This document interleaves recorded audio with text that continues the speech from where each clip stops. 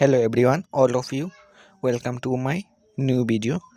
আজকের ভিডিওর টপিক হলো ব্রহ্মপুত্র নদ এইচএস ফাইনাল সদস্যজন বেঙ্গলি মিডিয়াম যারা আপকামিং এক্সাম দেবে তাদের জন্য এই খুবই গুরুত্বপূর্ণ একটি টপিক। চলো শুরু করা যাক। গত বছরই এখান থেকে কোয়েশ্চেন এসেছিল মহাবায়ু কাকে বলে, মহাবায়ুকে জীবনরেখা কেন বলা হয়। চলো শুরু করা যাক।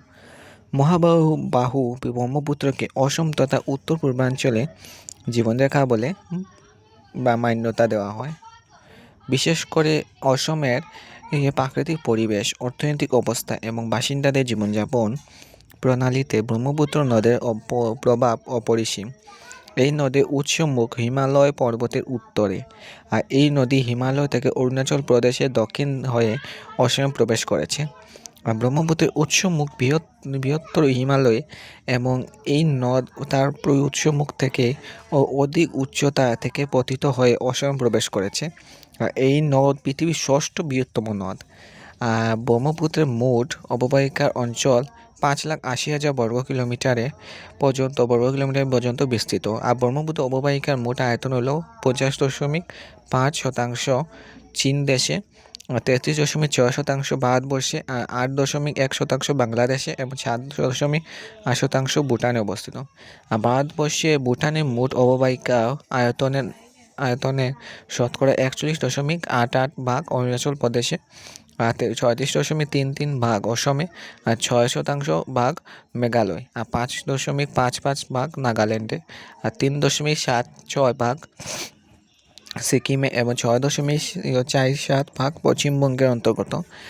ব্রহ্মপুত্র হিমালয়ে কৈলাসী পর্বতমালা উৎসমুখ থেকে আর্লুং সাংপো নামে প্রায় 1700 কিলোমিটার পূর্ব দিকে অবস্থিত হয়ে তারপর দক্ষিণবাহী হয়ে ভারতের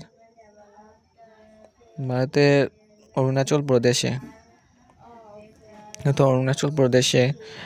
প্রবেশ করে। আর অরুণাচল প্রদেশে এই নদ সিয়াং নামে ধারণ করে প্রায় 278 কিলোমিটার গিরিপথ অতিক্রম করে পাশিঘাটের নিকট সমতল ভূমিতে দিহিং নামেও প্রবাহিত হয়। এরপর আরও 52 কিলোমিটার পথ নিম্নে প্রবাহিত হয়ে দিহিং নদী ডিবং এবং লোহিত নদীর সাথে মিলিত হয়। আর এই সঙ্গমস্থলের নাম পরশুরাম কুণ্ড থেকে পশ্চিম দিককে প্রবাহিত হয়ে এই বিশাল জলাধার নামই হলো ব্রহ্মপুত্র নদ। আর প্রতি বছর এই নদ 402 নিযুত টন পলি বর্জ্য বহন করে। পৃথিবীর দ্বিতীয় বৃহত্তম পলি বহনকারী নদে এই নদ পরিণত হয়। সমতল অঞ্চলে প্রচুর পরিমাণে কাদামা বহন করে প্রবাহিত হওয়ার জন্য বিভিন্ন স্থানে এই নদ নানা শাখা প্রশাখা বিভক্ত হয়ে আবার পুনর্মিলিত হয়েছে। এই ধরনের নদীকে গম্ভীর নদী বলা হয়। এই বিশেষ ধরনের গতির জন্য ব্রহ্মপুত্র বুকে প্রায় 600টি নদী দ্বীপের সৃষ্টি হয়েছে।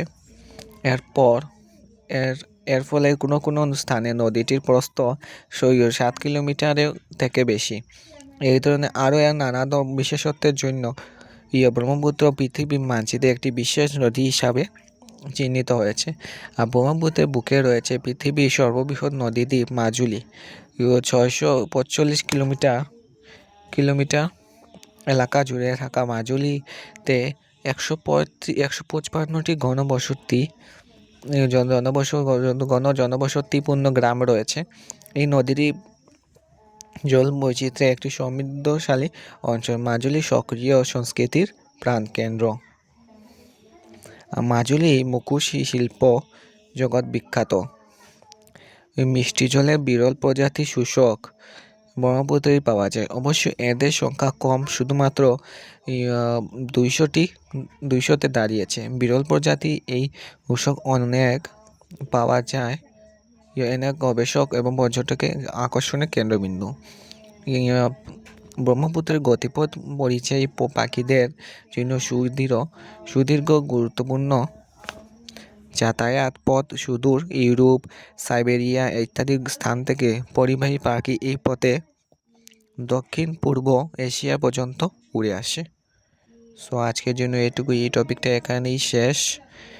নেক্সট আমি অন্য টপিক নিয়ে আলোচনা করব। তোমরা এখন এই ম্যাপটি স্ক্রিনশট করে রাখি দাও কি আছে। So bye, thank you all of you, welcome.